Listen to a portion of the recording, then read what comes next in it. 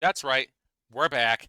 Public Works Committee that happened the other day, and the Blue Angels are doing flyovers, preparing for the Indy 500 tomorrow because I live a mile away from the track. Public Works committee meeting the other day, and the PDF for everything that they talk about will be in the description below. So let's get into it. There's a meeting.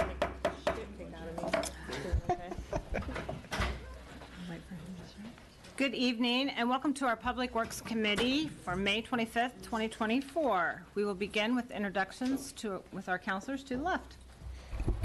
Thank you, Madam Chair. Councilor Mike Dilk, District 24.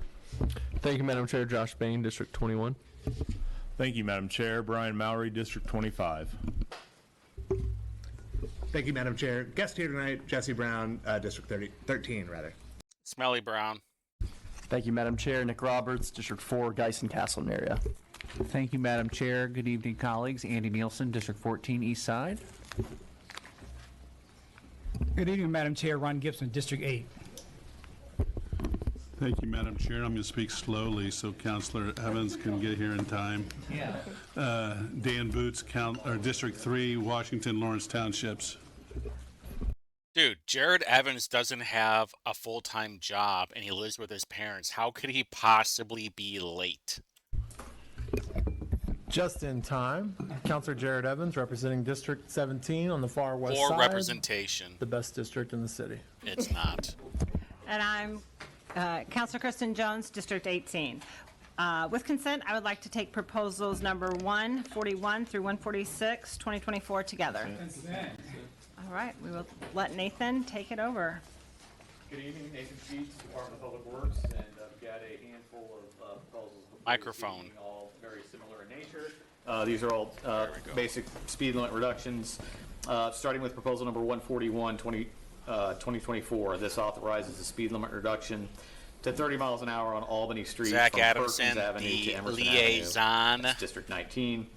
Or Proposal possibly number a handler. 2024 authorizes Who could speed limit say? reduction to 25 miles per hour in the area bounded by East Brookside Avenue, Nolan Avenue, Brookside Parkway South Drive, North Rural Street, and East 10th Street, District 13.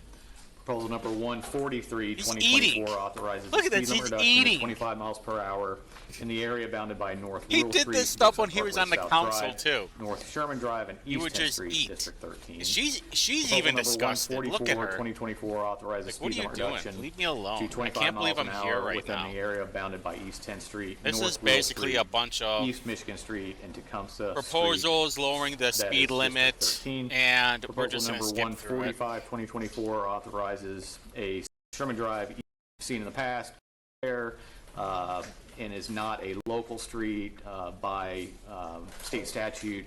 We are responsible for traffic control on that particular section of roadway. So they reached out to us, asked whether or not we would support a speed limit reduction from an engineering perspective. Staff looked at it, supportive of that, and so that's the only one that's slightly different. The other 142 through 146 are all 25 mile an hour reductions, kind of in neighborhoods. Speed limit If you've change is got going to do questions about nothing, any by of those the way. proposals, I'd be happy to try to answer them. Thank you, Nathan. Any comments or questions from our counselors? Councilor Brown. Thank you so much. Look at this. He's got like a whole thing that he's got set up right here. Sorry, Councilor Roberts. Yeah, I just wanted to say thank you very much to our friends at DPW for working with us on this. I think the first day I came into office, I had constituents knocking down my door wanting to try to make their neighborhood safer. We know we are in the middle of a pedestrian and cyclist safety crisis, but it's not only for pedestrians and cyclists that we're making these changes. I'm a Lies. proud member of Strong Towns, which is a nonpartisan organization. Sure. I think everybody on this committee would really enjoy reading some of what Chuck Marone, the founder, has written. This was also the same guy who claims to be a Christian, but says, you know what, Jesus Christ would support Satanism. Don't believe me? Ask him. But he has this concept, I'll be brief, I promise, roads versus streets, That's the where worst. roads should allow cars to get or buses or, other vehicles to get as fast as possible between 2 points. So you don't want a lot of development, you don't want a lot of distractions, you don't want bikes on the road, you don't want pedestrians crossing, just let the cars be cars and do what cars do best.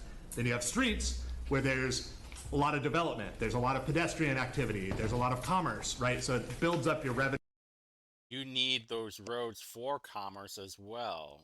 Builds up your tax base. You're We're talking about moving highways. in that direction. Several councilors and I are sponsoring a Vision Zero, which would involve, it's not a war on cars, it's Yes, it is. allowing everybody to use multimodal transportation to really participate in the economy, whether or not they can afford a personal automobile. What he's saying is he wants the people with cars to have to really pay to be able to have a car. And he wants to have 15-minute cities where everybody lives in a bubble. All the businesses are in this one area, and you're basically confined into one area. Speed limit reductions don't get us there, but they are one quick step we can take to let the neighbors know, hey, we're trying to calm down traffic a little bit. We're trying to stop our neighbors from being hit by cars. And so I'm really grateful and appreciative of this series of proposals tonight. Thank you. Thank you, Councilor Brown. He just admitted it. He literally just admitted it. This is like, hey, we know this isn't going to work, but we want to pretend that we actually care. Maybe they do care, maybe they don't care. I would say they don't care, because if they did, they would care more about law enforcement instead of this passive-aggressive, pussy way of handling these issues. This guy is a clown, a fraud, and Jesse, if you're watching, you stink. Like, bring tears to my eye whenever I'm around you, because you smell like onions. Thank you for taking your time to be with us tonight. Any other comments or questions from councilors? Anybody from the public who wishes to speak on proposals numbers 141 through 146? Here's a good question, too. We know that Barth, Trust Fund Nielsen, and Kiddo Roberts, they're all going to be pushing for this Vision Zero as well. How often do these clowns take the bus to the city council building? Because I would love to know. I'm sure Nielsen has to leave like 2 hours before the meeting would start, because it takes a while to get anywhere by bus. And I know Nick Roberts isn't going to take the bus. Okay, seeing none. Barth definitely is not going to take the bus. Yes, sir. Yeah, Madam Chair, I move that we push proposals 141, 42, 43, 44, 45, and 146 to the full council with a due pass recommendation. Thank you. It's been moved and seconded to send proposals number 141 through 146, 2024 to the full council with a due pass recommendation. All those in favor say aye. Aye. Opposed say nay. The ayes have it. Thank you very much. Next up, we have a budget update on the public works portions of proposals numbers 133 and 174, 2024, from the Office of Finance and Management. And here to present is our very own Director Herget. Director Herge. And with me is Deputy Director Lauren Stevenson, who I think everyone knows.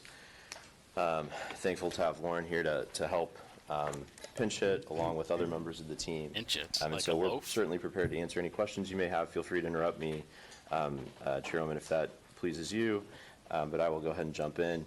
This presentation is going to be sort of in three buckets. There are the two proposals that were voted on at Admin and Finance. Making $95,000. Thank you for your support of those. But Not I'd bad, like to dive deep into what you are investing or allowing DPW to invest Whoa, with. check this out. Yeah, I know. You guys might not care, but I want to show you something, because I've always found this very interesting. Should we start with 2021 first? Yeah, we'll go with 2021 first. We'll go with 2022 first. Okay, so Lauren Stevenson, Chief Financial Officer. Maybe this is her, maybe it's not. I don't know. But look, started off making $82,000 a year. This is from govsalaries.com. Anybody who's getting any kind of public money, whether it's teachers, coaches, anybody who's getting public money, you can see how much they were made for that year. So Lauren Stevenson made $82,000 in 2022. Then in 2023, she's making $95,000 a year. And I'm sure in the following year, she's going to make well over $100,000 a year. And with benefits, all right? So whenever they start talking about the low pay that these these public people are getting paid, it doesn't matter what position it is. No, they're not. They're being taken care of just fine. Maybe like the lower tier people, like maybe DPW, the ditch diggers, basically, they might be getting paid not that well, but laborers normally don't. But the CFOs do. I'm just saying, don't ever let them gaslight you into thinking that they don't get paid a lot, because they do. Those dollars and those two proposals, and then also having worked with Chairman Jones, Councilor Nielsen, and Councilor Barth on some sort of shared priorities related to what Councilor Brown brought up, sort of a preamble to the conversation that I think we will be having later this summer around Vision Zero. I'd like to talk about a third bucket, which didn't require appropriation, but we can. And it's guaranteed there's not going to be any kind of like public conversation. Like there's not going to be the city council members meeting up with people or having some kind of town hall of saying, this is what's going to happen. This is what we're working on. We want your opinion. Because all these city council members never have a town hall. They never have a debate. They never have any way of communicating with everybody, their constituents, the neighborhood associations, anybody that lives in their district. It's absolutely disgusting. But for some reason, you think it's a good idea to vote these people in. So if you want to change, then stop voting for these people. Reuse some of the existing resources we have, underspend, for example, in the salt budget because it was a mild winter, things of that nature, to try to drive at some of the policy goals that I think we all share. So with that, like I said, feel free to jump in or wait until the end, and I'll try to get through here efficiently. So Proposal 174, again, you heard at Admin and Finance on Tuesday evening. This is just a brief rundown. I won't read this slide to you because we will get into these details as we go through, but this was what was included in 174. These are the new allocations or reallocations of dollars between characters for the department. The next slide, Proposal 133, again, as a reminder, and for folks at home, these were the grant dollars appropriated. This was the fiscal that was all of the grants that needed to be appropriated by the fiscal body. Again, I will get into these urban forestry, really? 2.5 million? And then finally, as I talked about briefly, the third bucket. This slide represents, and again, I will get into each of these specifically in a moment, all of the things that I consider part of that third bucket, sort of shared priorities. How are we either using new resources or existing resources in creative ways to drive at some of the issues that we've talked about over the past 6 months together, I guess going on 6 months together. So the first one, safe routes to school. This is something Councilor Nielsen and I were just talking about the other evening because he was going to a community meeting. We have asked to have reappropriated $500,000 to identify existing intersections near schools with a need for pedestrian upgrades. We believe that with this $500,000, this is money, this specific allocation is a reallocation of the SALT budget. We should be able to provide improved treatments to 9 intersections in front of schools across the county by the end of the year. What does a treatment look like in one, because all infrastructure is different and all intersections are different in front of the schools. An example here is at 54th and Haverford Avenue. This will update 2 curb ramps and install RFBs. RFBs are what you might recall last fall we were able to put in front of every school throughout the county that was either on a primary, secondary, arterial that did not have that infrastructure as sort of a minimum floor. So we're going to be able to continue that investment in additional schools across the county. 9 of them, $500,000 will get us 9, we believe, schools and intersections. And this is something we hope to continue to pursue. It's similar to a program that I know other community partners, Health by Design is one, for example, have been empowering communities across the county to apply for other pots of money that exist. And perhaps this is a way for us to be able to partner and think creatively about that in the future. So won't continue to belabor that, but we can certainly get you a list of all those intersections. And those intersections, those decisions were driven by data, by need, by potential conflict, and by budget. Next item, this is something specifically Councilor Carlino raised, and I think Councilor Evans and McCormick specifically agreed because of Ben Davis, I remember being used as an example. We do have corridors adjacent to schools throughout the county that don't have good lighting. So without getting too into the weeds, I can during Q&A if you'd like. We have $1 million worth of savings from Operation Nightlight, something that Mayor Hogsett started in his first term. And so that money is sitting in an account essentially with AES. We have an ability to draw down on that and install new lighting. And Nathan can speak more intelligently than I can on the program, but there's essentially power and economies of scale. And so if we can identify corridors adjacent to school districts, or excuse me, schools that need that lighting where there is actually density of pedestrian activity, we believe we can invest that $1 million wisely in ways to provide better pedestrian access and facilities for folks trying to get to and from school. And that's something that we'd like to work with you all on to prioritize. Again, let data drive the decisions, but also hear from you and your feedback as we look to draw down on that Operation Nightlight sort of bank of savings that we've accumulated over time. I guarantee you nothing is. Sure, you'll have more lighting. Is that going to really solve the problem? Getting now into the biggest sort of line item in the fiscals this year, I believe are at large, not just from the DPW perspective, but I think the largest investment that you all were asked to make and got through committee on Tuesday night was a $23 million supplemental distribution to our 5-year capital plan. And so just a quick reminder, this is money, and you can see on the slide here, every year we present a 5. This is interesting right here. I'm going to move myself out of the way. Yep. If you pause it, or if you probably pause now, but look at the funding sources total over here. It's like $950 million, and their expenditures are over $1 billion.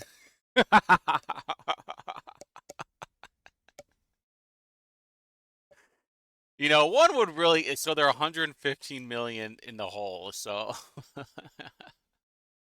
one would call that bad money management. 5-year capital plan to the council alongside our budget. And so these are not any new projects. This is money that we're anticipating having in our checking account to be able to pay down on invoices for contractors, for design work, for inspection work, work that is being done today to continue PPP to further grants. Wow, the that's projects that are in the 5-year capital plan. And so Donations. it is contemplated in that spreadsheet that Lauren and the finance team, very diligently keep their eyes on. It is money that we need to be able to continue to cash flow those existing projects. With one exception, you can see highlighted here, Senate Bill 283. Tell you what. I said this the other night, and I'll say it again. Thank you to Senator Freeman. Thank you to the State House who led the charge last year and provided a change to the state funding formula that increased the amount of gas tax revenue and accounted for our entire population. I'm thinking about Jared, specifically your district.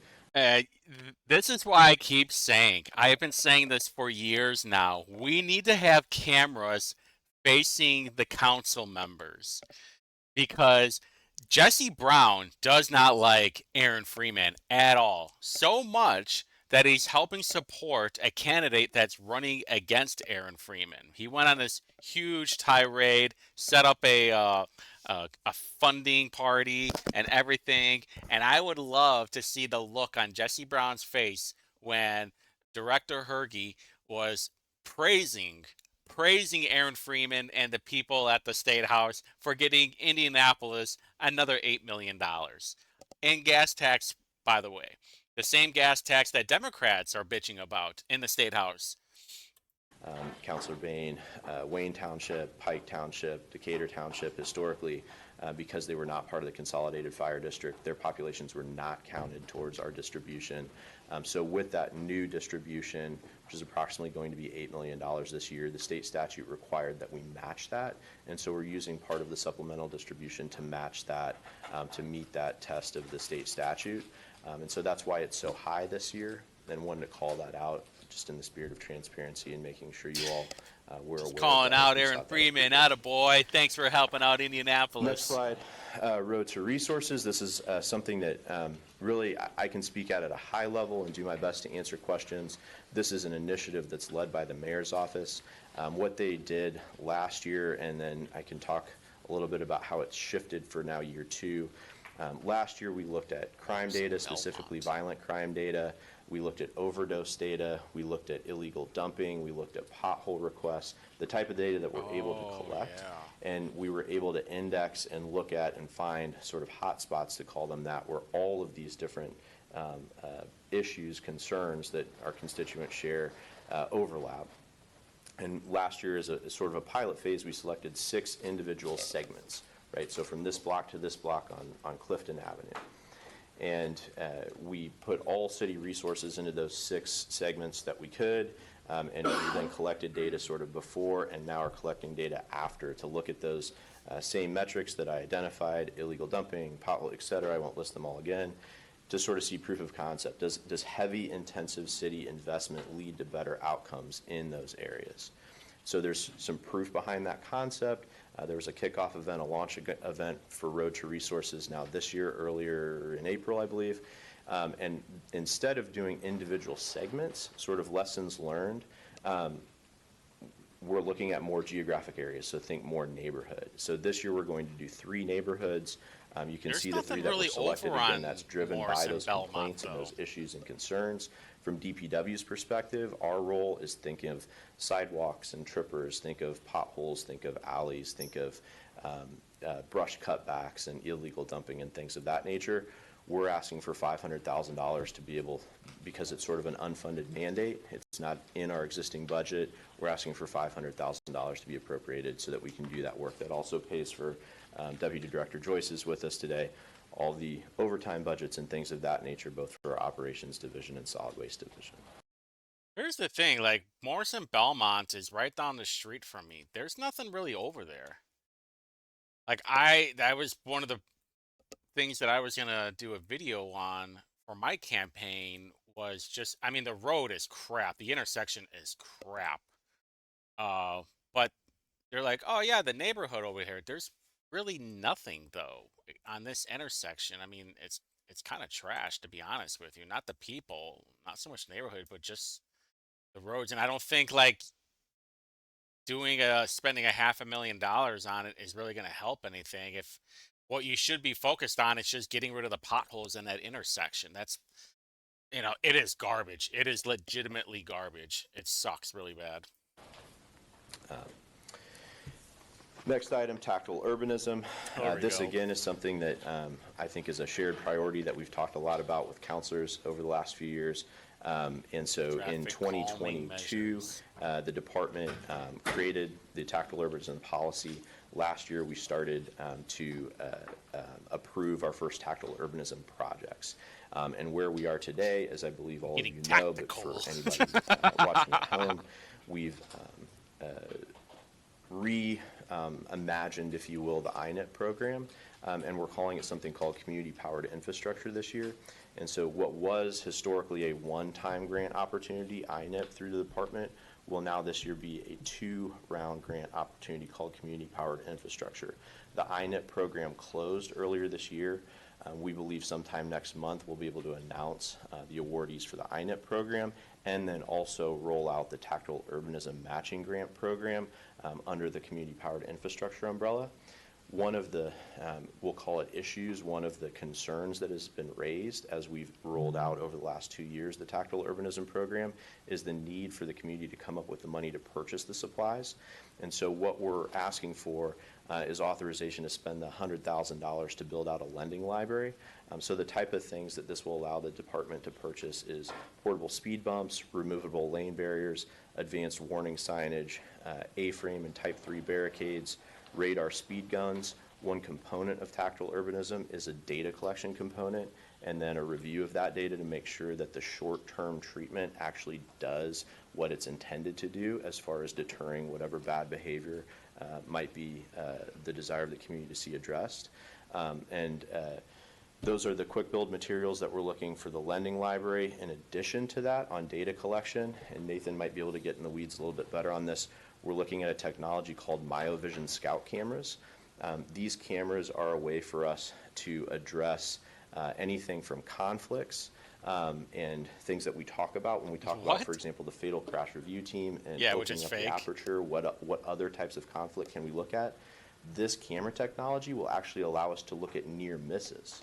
So that's something that you can't quantify because there aren't reports on. And so this is going to add even a new layer of our ability to sort of diagnostically assess what is happening at problem intersections. How about the people? Oh, well, it's the infrastructure. That's the problem. Didn't you know? No. Why don't you start looking at the people? People that constantly go through red lights, aren't paying attention, distracted drivers. So we're going to be able to invest in MyoVision I don't know if the director is this stupid or if he's just saying what he needs to say. Based on need and based on data, at approximately $40,000 a camera. And then finally, and forgive me, I know I'm being long-winded at this point, but I do think all this is important. The last two things we're looking at are video detection cameras for traffic signals.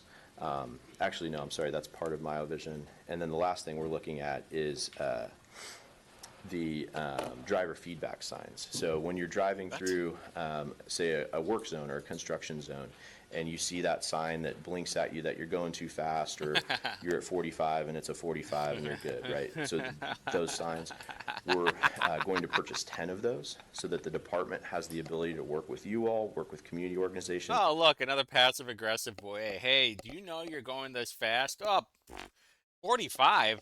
I better get to 69. Perhaps there's an art fair going on or something like that, and we can roll that out.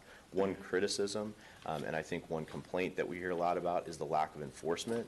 We believe that by the department purchasing those signs, we'll be able to support our friends at IMPD. We'll be able to work with you all with what? on More identifying tickets? when there's events in the community that's a good idea to deploy that asset, and our operations crews will be able to move them. They'll be mobile so that we can get around the entire county to all of your districts. That you just said, oh, you know, this will help out IMPD. With what? There's people are still going to speed through them. Are you telling me, Director Herbie, are you telling me if we put a sign for people to drive the maximum speed limit of blank, that people will follow it?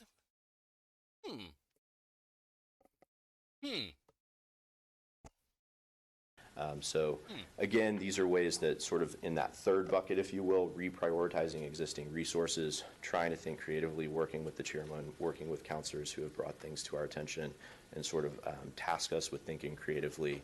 This is our opportunity, we think, in the spring fiscal to share with you that we're taking that task to heart and we are trying to think critically. I'll try to breeze through the rest of these because I feel like I'm droning on. Safe Streets for All demonstration grant. This is a federal grant. There's not much leeway here. This is on Rural Street between 10th and Washington. And if you're familiar with the way federal grants work, a demonstration grant is potentially the preamble to a larger implementation grant. So we are excited that the feds did award us $270,000 for traffic calming measures along this corridor. And Councilor Brown, I believe this is your district. Yeah. Here very shortly, once we have final notice from the Fed, we will be engaging in an intensive community engagement campaign to see what the community would like to see on that corridor as it relates to the traffic calming measures, with then the intent to look at something bigger and more holistic over time. That is something that we applied for last year and were awarded now earlier this year. Isn't it interesting when you really think about grants, is that this is money that's yours, right? And what you do is that you get taxed, and then it goes to the federal government, and then you have to convince the federal government to give you your money back for projects. That is very interesting, right? It's like, how can't I just have my own money back and I let everybody else kind of figure it out instead of my money going to Idaho or shithole Illinois or New York? Hey, I feel like I put all this energy in. Why can't I just have my money back? So seeking your appropriation of those dollars. Similarly, last year we applied for a USDA urban forestry grant. Now, getting off the topic of traffic safety or engineering capital projects, and the last few slides here will also not be on the capital side or on the safety side. Urban forestry grant. Inflation. So What we the? received. Hey, what does the Inflation Reduction Act have to do with forest? How does that reduce inflation? How do trees reduce inflation? Notice that we have received a $12 million grant through the USDA. And this is something, Councilor Boots, I talked to you a little bit about. Councilor Evans, lame. I've talked a little bit about this at a high level in the past. Knowing High that level. forestry is a priority for both of you, as it is These for us. people would not know high Shannon level. Killian could not be here with us this evening Shove because something up her their daughter hole. was getting some Girl Scout badges, and I told her that is way more important, so don't come here. So if you want to get in the weeds, Dan, I know you do. She's more than happy to sit down and talk to you about it. But in a nutshell, this is going to allow us year over year for 5 years to invest $2.5 million a year in tree planting. Think tree canopy, think urban heat index scores, things of that nature. The way the federal program works, you have to do this in specific census districts based on census tracts, based on need, and we will have local partners that will help with this work. KIB, I know, is one. Groundwork Indy, I know, is a second. Lauren, I'm blanking on the third because it's not in my notes. But those are the main two. Okay, yeah. those are the main two. You're good. And You got Sam it. actually probably knows all of this chapter and verse better than I do too. So with that, I think the rest of the slide there speaks for itself. And again, happy to try to get in the weeds if we can. Again, not safety related, not capital related, but on the stormwater side, we did ask for $350,000. We know that the EPA and IDEM are going to be auditing our facilities this year, and so this is not budgeted for expense, but sort of one time, just upgrading some of the things that need to be upgraded to make sure that we're going to be in compliance man, when that's audit funny. happens. So it's obviously very important for the National Flood Insurance Program, things of that nature, just to make sure we stay in good standing. But no. What he's saying is that, listen, we're going to get fined like crazy if we don't get some money to fix the things that we need to do, because the EPA will be up our ass and IDEM will finish us off. We need $350,000 because we have not been maintaining things the way that we should have.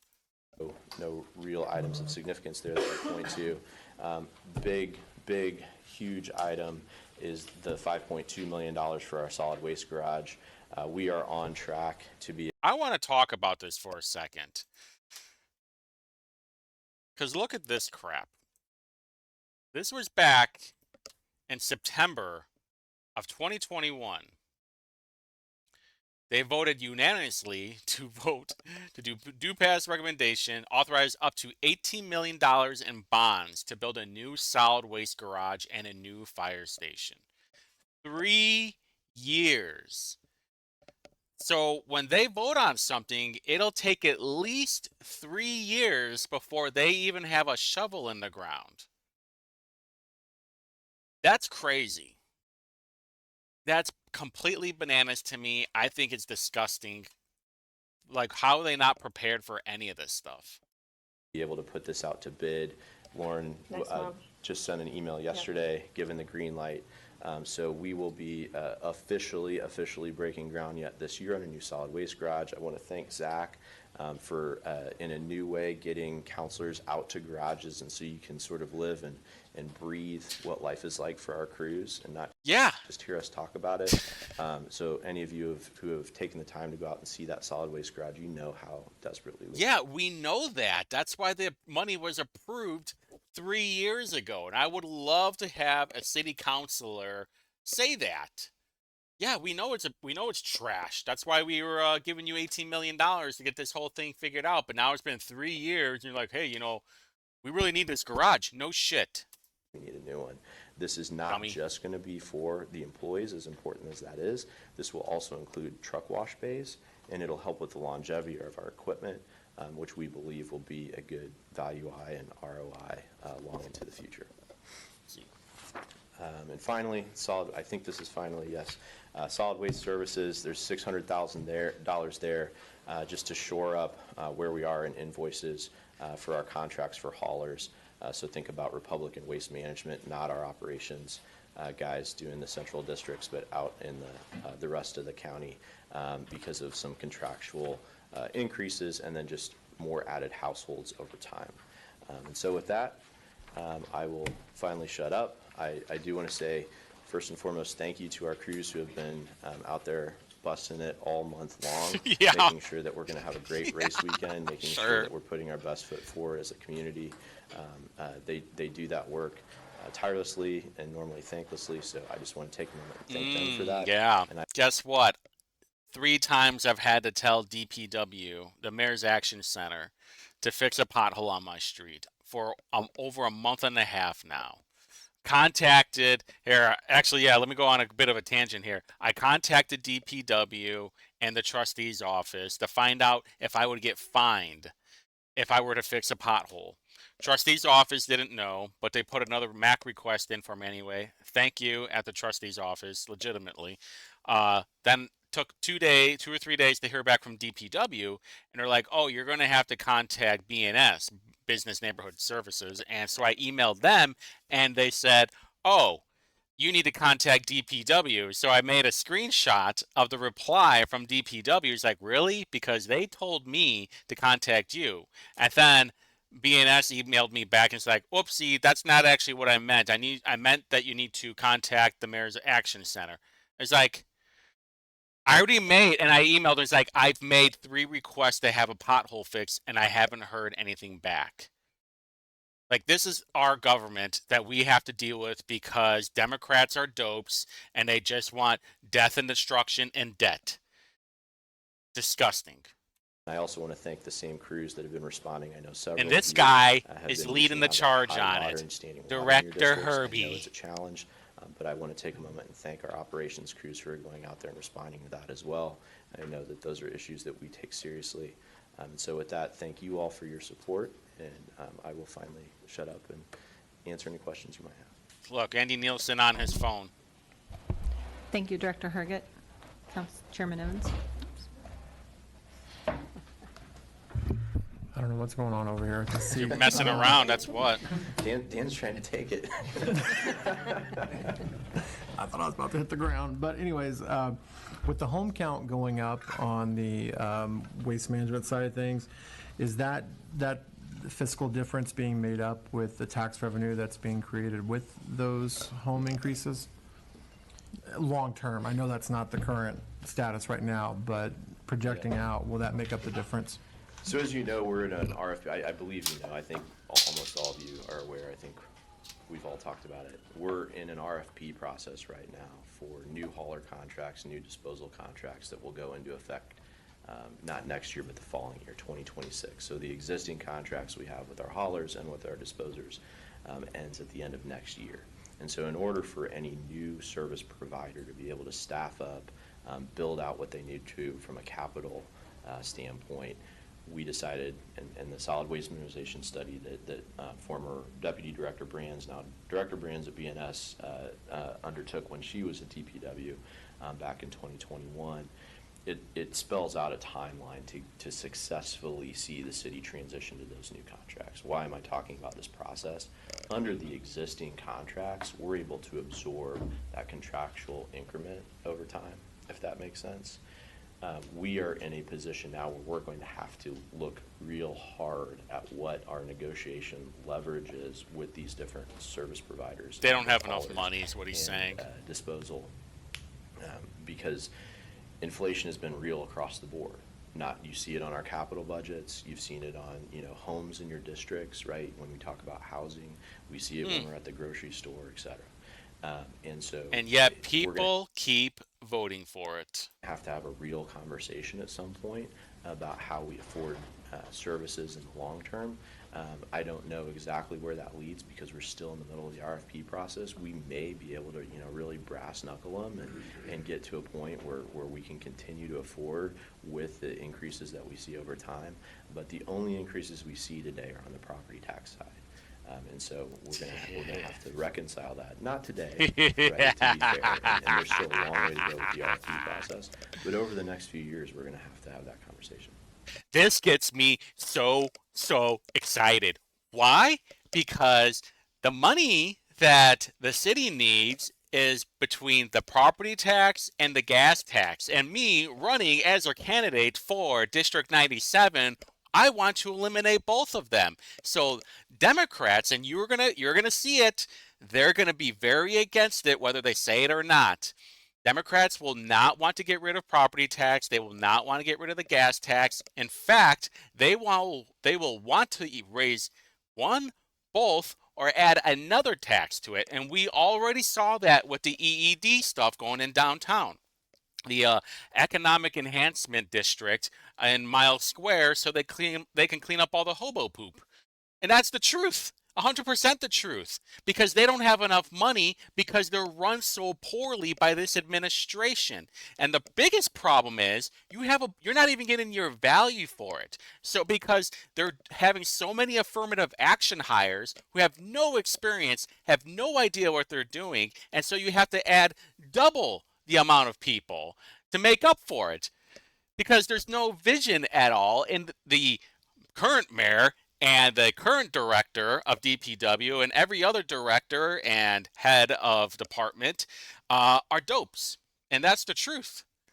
And I don't know if they're acting like it or they're just saying it. But right now, what they're putting out there is that they're morons and they have no idea what they're doing.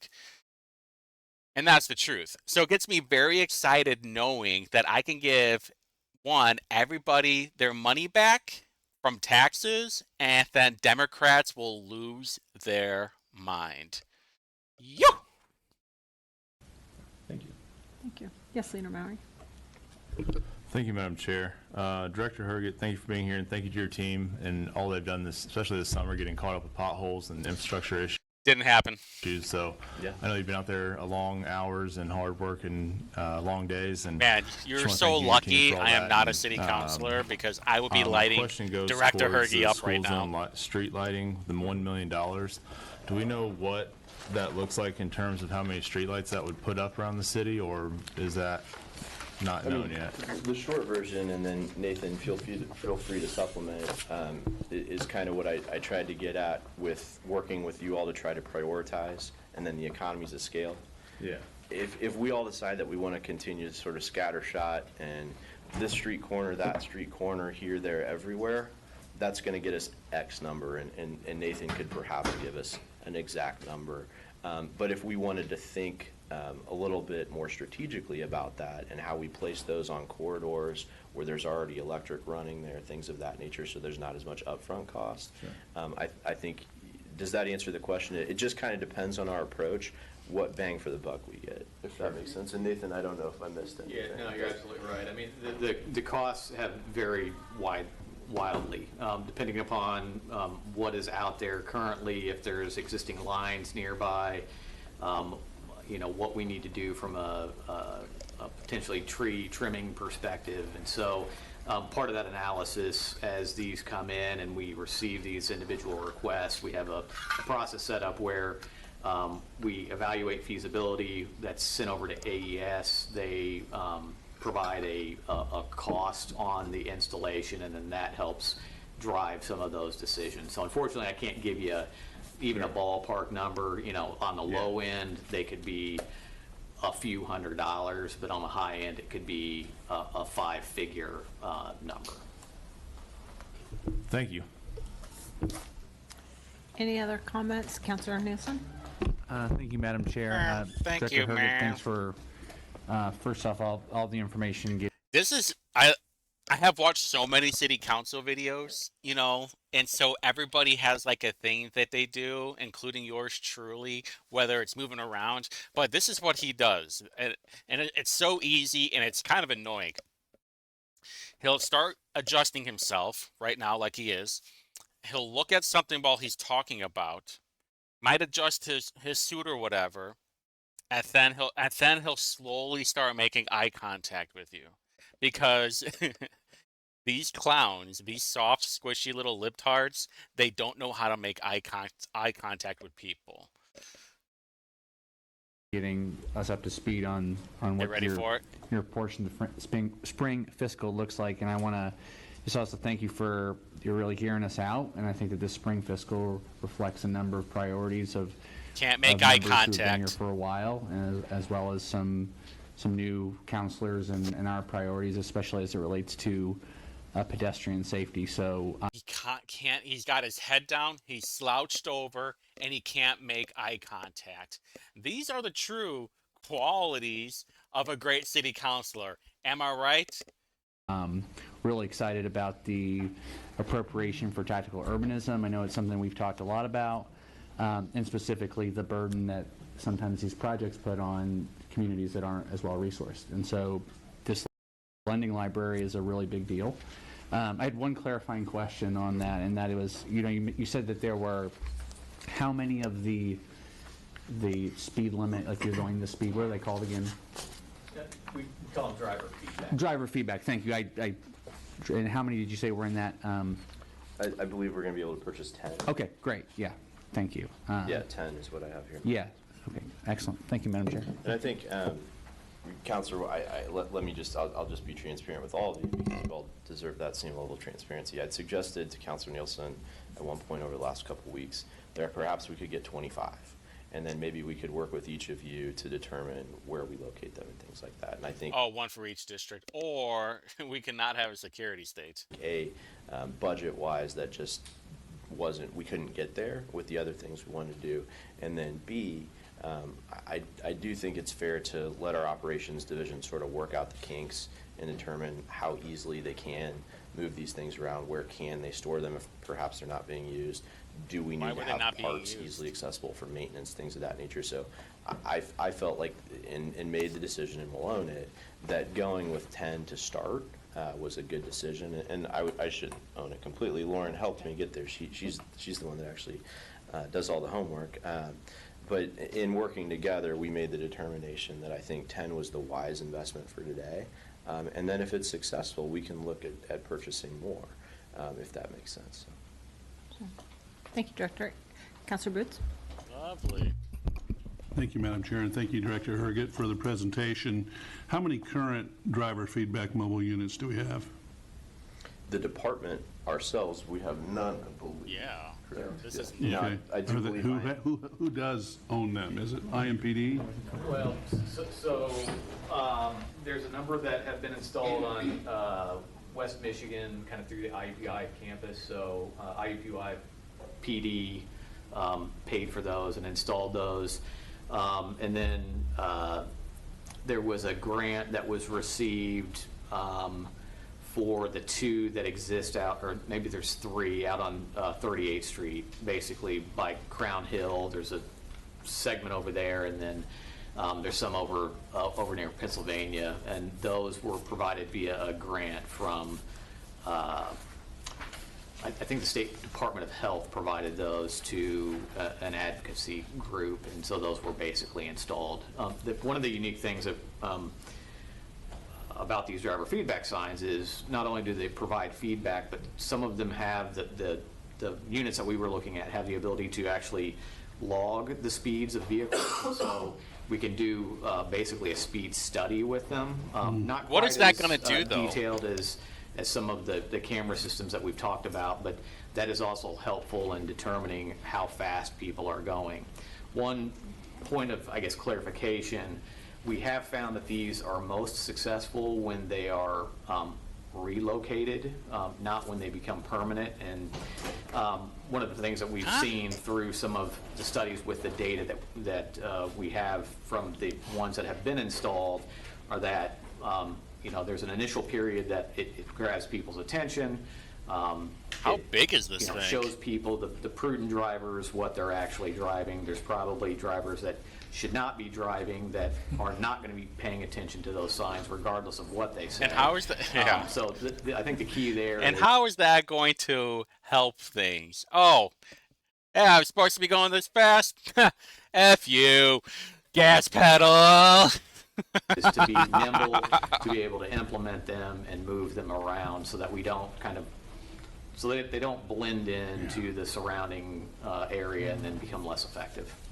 But we currently own a few, do we not, that are mobile Because I've seen them, You've probably seen the one at the CJC site on Prospect. I believe the Marion County Sheriff's Department actually owns that one. owns those. Years ago, this was probably 15 years ago, we had 4 that were He's really deployed. jerking off that piece as of paper, part of isn't the he? NDOT project, the Super 70 project. He's double Because of handling some it of right the now. diversion that was happening, we worked with. Hey, buddy, you're getting all NDOT, excited and, right now. A number of those were purchased, but those have since. You're either disappeared. treating it like a microphone or something else. Yeah, Tim mentioned maybe we do have the variable message boards that you see that you can put a message up there that Happy talks about, birthday. roads being closed and things Yeah. like that. But as far as the driver feedback signs, DPW currently owns none. Okay, all right, thank you. Another question, please? Absolutely. Thank you. With respect to the safe route to school, the 500,000 for school intersections, those 9 intersections are already selected, correct? That's correct. That was based on data and then ability to break that down into individual elements and budget for them. And Nathan could probably go through that methodology. I can read them to you all if that I'm is just of curious on interest. the intersections, if you could, please. Yeah, so, and we can make sure that Zach can send information around also afterwards. You know what, 54th in though? Haverford, 54th in Roslyn, Michigan Street and Concord Road,